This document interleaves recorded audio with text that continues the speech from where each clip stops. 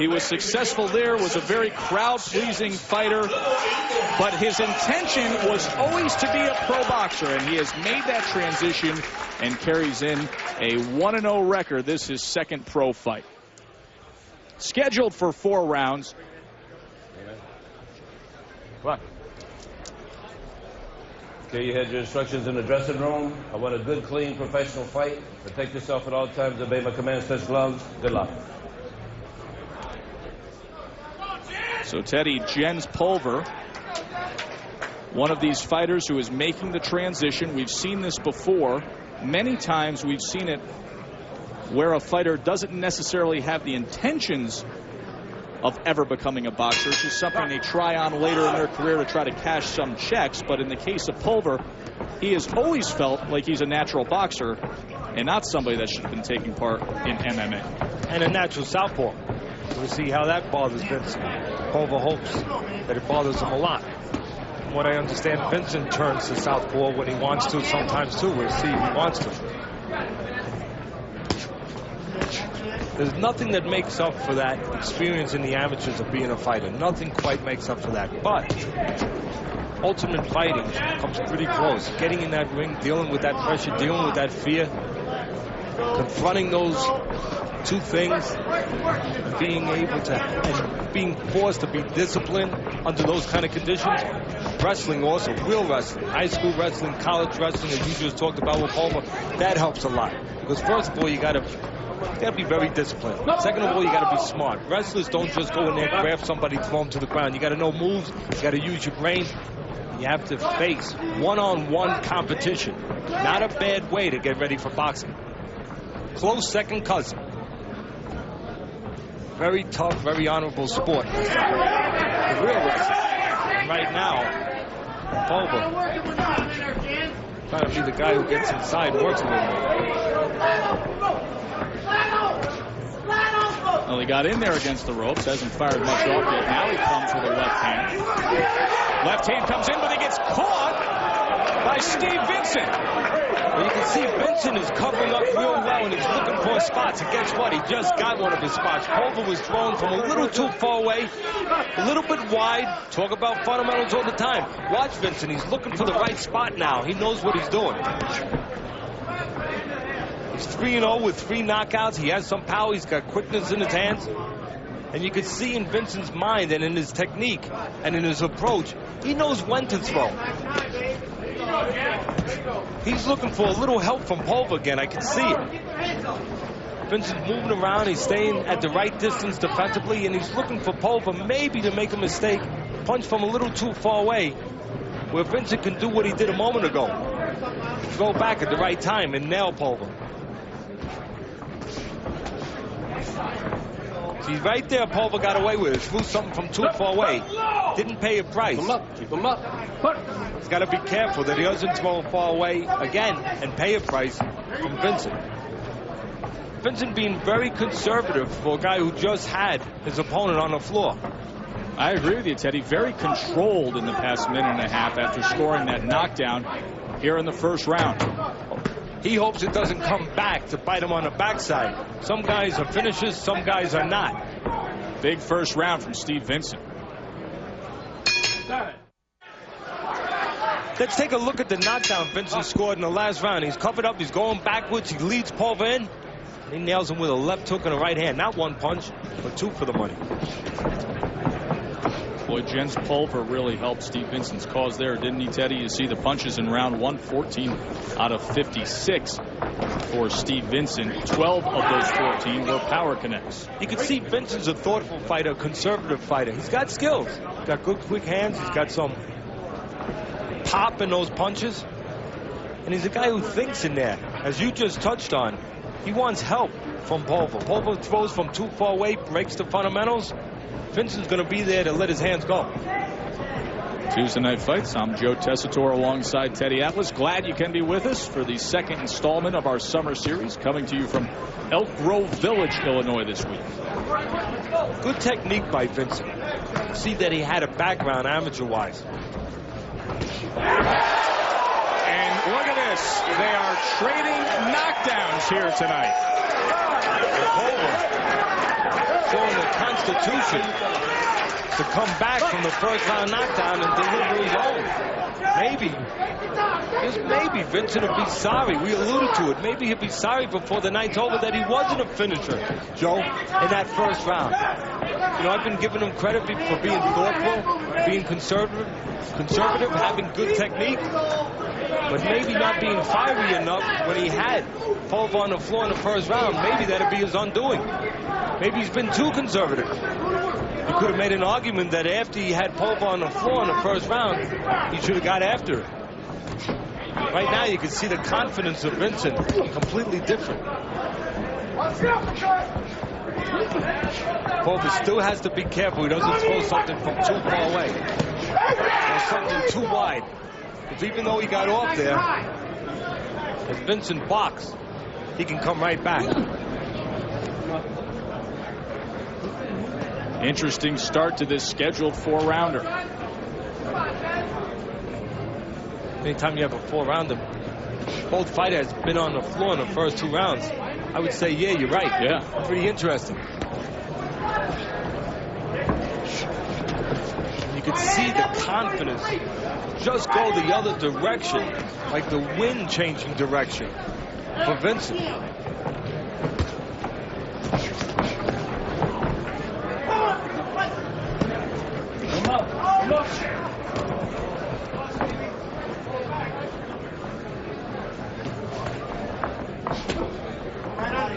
So after he hit the canvas in the first round, Jens Pulver, the former star of mixed martial arts, returns with a knockdown of his own scored in this second round. Let's listen in to what both corners have to say.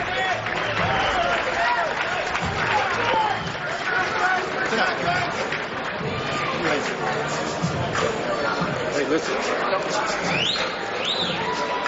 Listen. Now it's a good shot, but now you got to take advantage of it. You got to vacuum up, and you got to go to work on it. You hear me? You got to go to work. It seems like after you hit him, you took a break. Yeah, that's when you got to jump on him the most. There's a lot of... Teddy, walk us through the knockdown in the second round scored by Pulver. You can see Pulver, the southpaw Pulver, nothing fancy. Hypnotizing Vincent a little bit with that right jab, and then following Vincent backwards and throwing that straight left hand from the southpaw position and nailing Vincent right on the chin as he's going back. Whether you're southpaw or you're orthodox, Don't step back and go straight back. Vincent paid the price there, and therefore is involved in a 10-8 round, gives it right back to his opponent. Round number 3. Scheduled 4-rounders between these two undefeated welterweights. The punches in round 2. Vincent an 18-10 edge. Of course, the straight left hand by Pulver, the punch that counts most. You see Steve Vincent in the blue with white trim tonight. Jens Pulver wearing the black trunks with white trim. Well, so far, both fighters... Oh! Another left hand! Puts down Vincent. 3 rounds, 3 knockdowns. And again, the jab from the southpaw Pulver was just used to hypnotize. Just used as a setup punch. Nothing hard, nothing big. Just a setup punch to distract Vincent and allow that left hand from the southpaw stance to get in. Now, Teddy, after the second round, we heard the corner of Jens Pulver saying you took a break after you scored the knockdown. He's not doing that this time. Well, so far up to this moment, we've seen and we've grown to understand 2 things about these 2 fighters. One, they both have heart. They've been on the floor, they've gotten up to compete. And 2, neither one, and I say it even here again, neither one have shown the instincts or the inclination to be finishers. Pulver not clutching the advantage right now, nor did Vincent in the first round. You could argue probably very well here that Vincent has the better technique. But right now, Pulver imposing himself onto Vincent by putting pressure on, not allowing the room for Vincent to use that technique or that experience he might have had from the amateurs. And you can see right here, Teddy's fallen back into what his corner was complaining about just moments ago. Sometimes when a fight is better than you experience-wise or technique-wise, you put a lot of pressure on it, and you can really cut into that advantage. Not allow him to use those tools. That's what Pulver's trying to do. You could also make an argument that there's some question marks about the chin. Not the heart, but the chin. The whiskers of Vincent. Come on, get your hands up. Keep boxing. There you go. Keep giving him that movement. Keep giving him that Again, movement. after Get your hands up. Pulver has had Vincent on the floor, doesn't show those finishing qualities. Vincent finishing up the round fairly well. Early night of power and action here on Tuesday Night Fights. If you missed it earlier, Chris Thomas had a big upset win over Richie LaMontagne, a second-round knockout. And here, Pulver and Vincent trading knockdowns. We've had 5 rounds on our air tonight. We've had 5 knockdowns.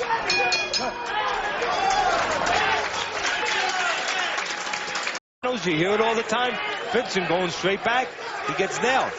Well, let's see if they can keep the streak alive as they enter this 4th and final round. The power punches through 3, a 39-23 advantage for Vincent, but it's been the hard-pressing Jens Pulver the last 2 rounds, connecting with the left hands that has done damage to Steve Vincent. Pulver in the black trunks with the white trim is a former star of mixed martial arts. He was a fan favorite, but as he says, his intention was always to be a pro boxer and thus turned pro this year, and this is his 2nd fight. Both fighters unbeaten. Vincent 3-0 with 3 knockouts, and Pulver won his pro debut by knockout. You see Vincent now trying to get in and out, put his punches together a bit. An interesting fight because both guys have been on the floor, and here in the 4th round, the final round, you know Vincent who's got to be behind because you have to score them all 10-8 rounds. And of course, Pulver scored 1 more than Vincent has. Vincent still has a chance because, as we know from the 1st round, he's already shown that he can put Pulver on the floor. And he needs to do that at least once to get a draw. This has been 2 things here. An interesting fight, a nice fight to watch, and an easy fight to score because of the knockdowns in each round.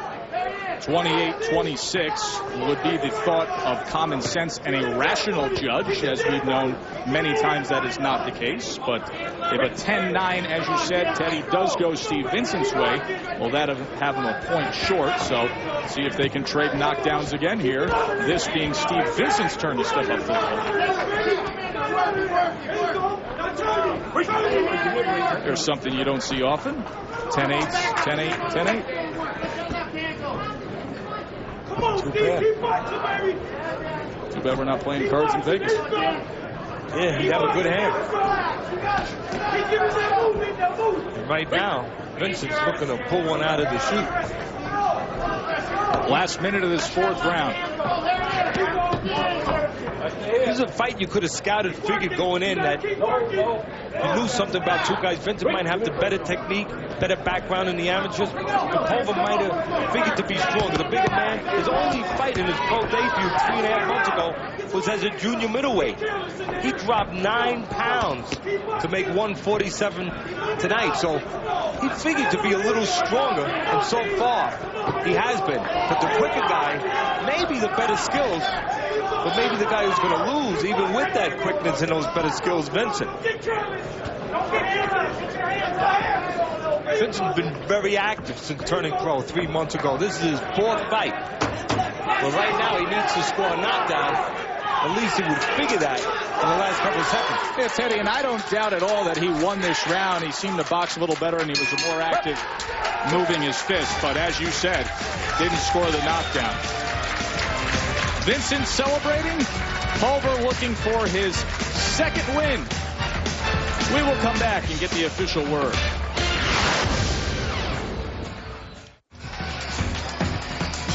The bright lights of the Belvedere in Elk Grove Village, Illinois. That's where this week's Tuesday Night Fights is center stage. Of course, a great week in the summertime. You get a little boxing on Tuesday, then on Wednesdays you have baseball on ESPN and ESPN2. First at 7 Eastern on ESPN2.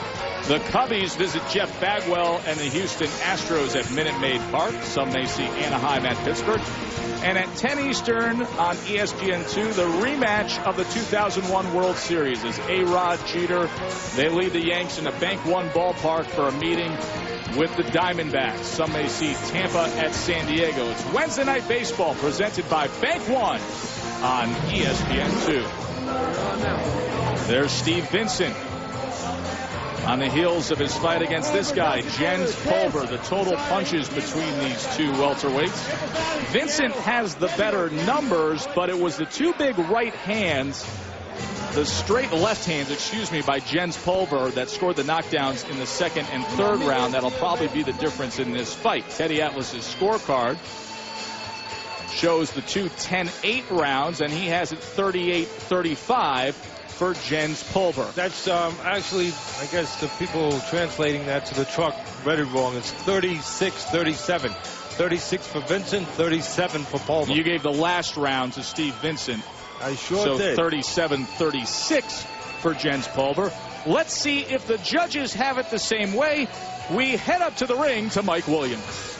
Ladies and gentlemen, for the decision we go to the judges' scorecards. Judge Ted Gimza scores about 38-37. He has it for Vincent. Judge Steve Corbo sees about 37-36. He has it for Pulver.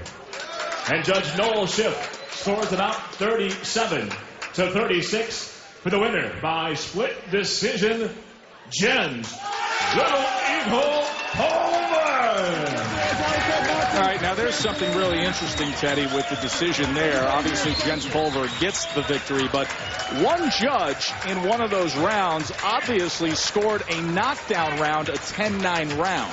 Yeah, he figured that in that round, obviously, that Vincent did enough later on in the round to make him lose by only 1 point instead of 2 points. And, you know, that's the subjectivity of scoring. And you could see an argument for that, although I thought it was 37-36 for Pulver. But a nice win for Pulver and an interesting fight. Coming up on Tuesday Night Fights, we will have the buzz, what the word is in the boxing industry and what's going on in boxing. Plus, our main event is still to come. Omar Shiko and Manu Nato, they'll go to war in 10 rounds when we come back. For the best protection against water